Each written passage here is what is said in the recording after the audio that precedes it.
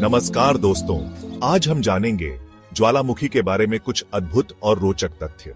ये धरती माँ के गुस्से का वो रूप है जो हमें सदियों से भयभीत और अचंभित करता आया है। लावा की नदियां, राख के बादल और गर्मी का वो तांडव। ज्वालामुखी एक ऐसी शक्ति है जिसे देखकर इंसान और उसके बनाए सब कुछ नष्ट होने का एहसास होता है।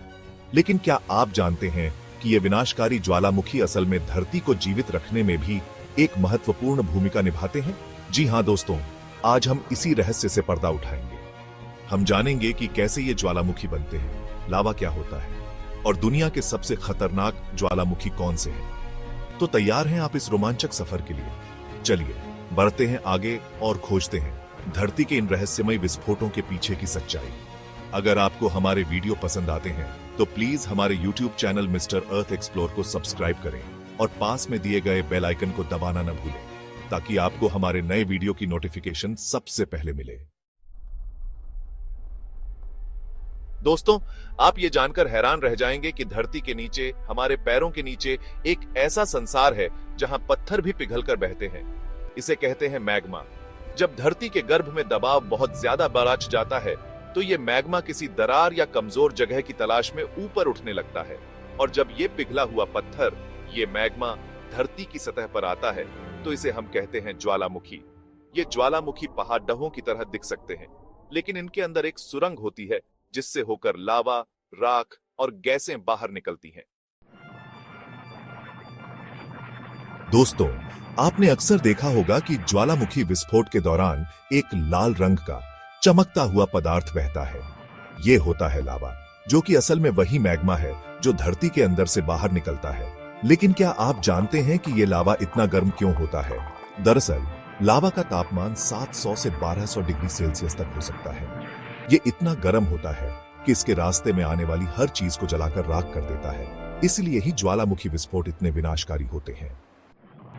दोस्तों, इतिहास गवाह है कि कुछ ज्वालामुखी विस्फोट इतने भयानक रहे हैं कि उन्होंने पूरी दुनिया को हिलाकर रख दिया।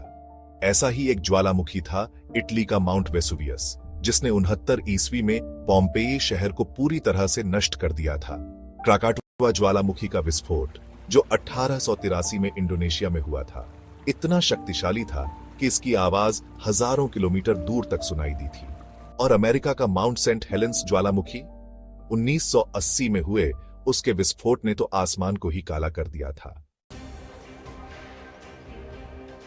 दोस्तों, ये सवाल तो सदियों से इंसान को परेशान करता आया है। क्या हम इस विनाशकारी शक्ति को रोक सकते हैं? सच तो यह है कि ज्वालामुखी को पूरी तरह से रोकना हमारे बस की बात नहीं है। यह प्रकृति का नियम है और हम सिर्फ इतना कर सकते हैं कि खुद को इससे बचाने की कोशिश करें। हाँ, वैज्ञानिक लगातार इस दिशा में काम कर रहे हैं कि कैसे ज्वालामुखी विस्फोटों की भविष्यवाणी पहले से की जा सके और कैसे उनके प्रभाव को कम किया जा सके। लेकिन अभी भी बहुत कुछ करना बाकी है।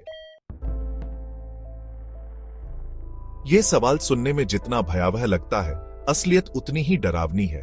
हालांकि ज्वालामुखी विस्फोट से पूरी दुनिया का अंत नहीं होगा, लेकिन यह स्थानीय स्तर पर तो कहर बरपा ही सकता है।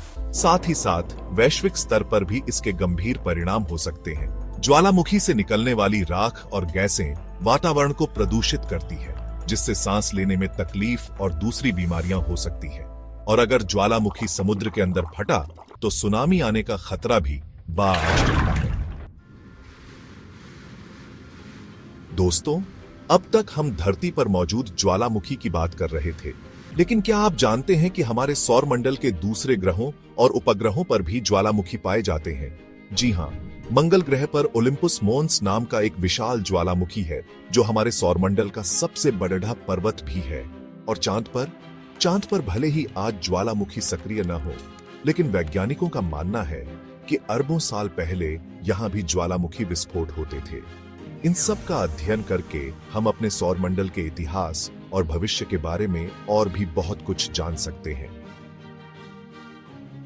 बृहस्पति के चंद्रमा आयो पर भी ज्वालामुखी पाए जाते हैं, जो सौर मंडल में सबसे अधिक सक्रिय ज्वालामुखी माने जाते हैं। शुक्र ग्रह पर भी ज्वालामुखी है और यहाँ की सतह पर कई विशाल ज्वालामुखीय मैदान हैं।